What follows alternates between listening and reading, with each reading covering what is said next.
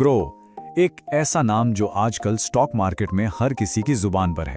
तो आखिर ऐसा क्या हुआ कि इसके शेयर रॉकेट की तरह ऊपर भाग रहे हैं? चलिए आज इसी की कहानी को समझते हैं।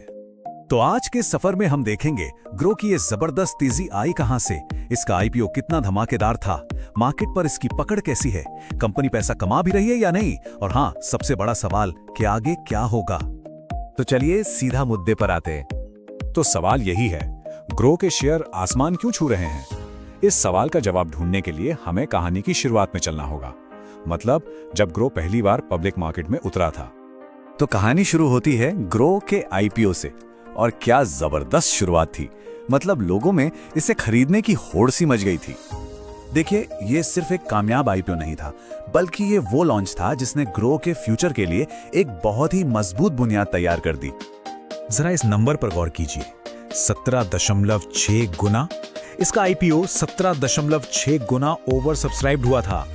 आसान भाषा में कहें तो कंपनी जितने शेयर बेचना चाहती थी, लोगों ने उससे 17.5 गुना ज्यादा खरीदने की अर्जी दे दी। कमाल है। और मजे की बात यह है कि पैसा लगाने वालों में सिर्फ आम निवेशक ही नहीं थे, बल्कि बड़ी बड़ी कंपनियां और इंस्टीट्यूशनल फंड्स भी शामिल थे। ये दिखाता है कि छोटे बड़े हर तरह के इन्वेस्टर को इस पर कितना जबरदस्त भरोसा था। तो ठीक है, आईपीओ में तो जबरदस्त डिमांड दिखी, लेकिन सवाल ये है कि ग्रो ने इस शुरुआती जोश को मार्केट की असली ताकत में कैसे बदला। इसका जवाब छिपा है इसके यूजर्स में। आज ग्रो के पास करीब 1.26 करोड़ एक्टिव यूजर्स हैं। और इतने सारे यूजर्स का मतलब क्या है?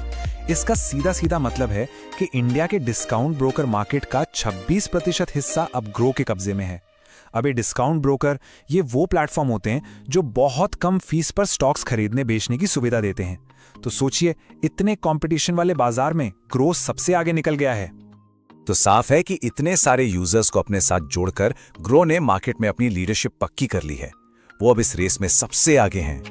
अच्छा, मार्केट शेयर तो एक बात हो गई, लेकिन लंबे समय तक टिके रहने के लिए कंपनी का मुनाफा कमाना और बड़े इन्वेस्टर्स का भरोसा जीतना भी तो जरूरी है ना। और यहीं पे कहानी में एक बड़ा मोड़ आता है। अब कंपनी सिर्फ नए नए यूजर्स जोड़ने पर ही फोकस नहीं कर रही, बल्कि वो अब असल में मुनाफा भी कमा रही है, और इसमें वो कामयाब भी हुई है। अब सवाल ये है कि ये मुनाफा आ कहां से रहा है? तो ये आ रहा है उनकी शानदार टेक्नोलॉजी, स्मार्ट मार्केटिंग और एफएनओ और म्यूचुअल फंड्स जैसे नए नए प्रोडक्ट्स से जो वो लगातार लॉन्च कर रहे हैं। ग्रो को एक और चीज का जबरदस्त फायदा मिल रहा है, वो है पूरे भारत में डिजिटल फाइनेंस का बढ़ता हुआ क्रेज। आजकल हर कोई अपने फोन से ही सब कुछ करना चाहता है, तो फिर इन्वेस्टमेंट क्यों नहीं? इतना ही नहीं, जब माइक्रोसॉफ्ट के सीईओ सत्य नडेला जैसे दुनिया के बड़े बड़े निवेशक किसी कंपनी पर भरोसा दिखाते हैं, तो ये एक साफ संकेत होता है कि कंपनी का भविष्य काफी सुनहरा माना जा रहा है। तो हमने ग्रो के कामयाबी के सारे मजबूत पॉइंट्स तो देख लिए, लेकिन सिक्के का दूसरा पहलू देखना भी तो जरूरी होता है। तो अगर हम पूरी कहानी को समेटें, तो स्टॉक की ये तेजी किस वजह से है? एक शानदार आईपीओ, मार्केट पर मजबूत पकड़, मुनाफा कमाने की काबिलियत और बड़े इन्वेस्टर्स का भरोसा, इन सब का मिला जुला नतीजा है। लेकिन एक बात याद रखना बहुत जरूरी है, जो स्टॉक जितनी तेजी से ऊपर जाता है ना, उसमें उतने ही उतार चढ़ाव आने का खतरा भी रहता है।